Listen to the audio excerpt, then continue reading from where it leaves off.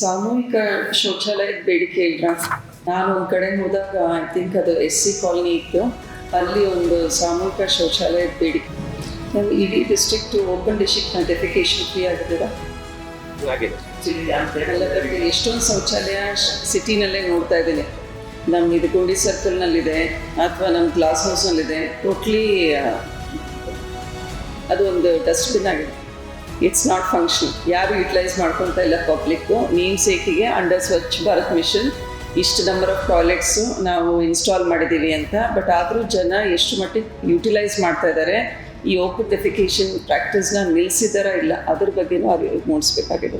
ಆಮೇಲೆ ನಮ್ಮೆಲ್ಲ ಶಾಲೆಗಳು, ಎಲ್ಲ ಸ್ಕೂಲ್ಸ್ನಲ್ಲೂ ಟಾಯ್ಲೆಟ್ಸ್ ಇದಾವ ಇಲ್ಲ, ಟಾಯ್ಲೆಟ್ಸ್ ಇದ್ರೆ ಫಂಕ್ಷನಲ್ ಇದೆನಾ ಇಲ್ಲ, ನಿಮ್ಮ ಜೊತೆ ಇಂಟಿಗ್ರೇಟ್ ಮಾಡಿಕೊಂಡು ಪ್ರತಿಯೊಂದು ಶಾಲೆನಲ್ಲೂ ಶೌಚಾಲಯ ಇರಬೇಕು, ಫಂಕ್ಷನಲ್ ಇರಬೇಕು.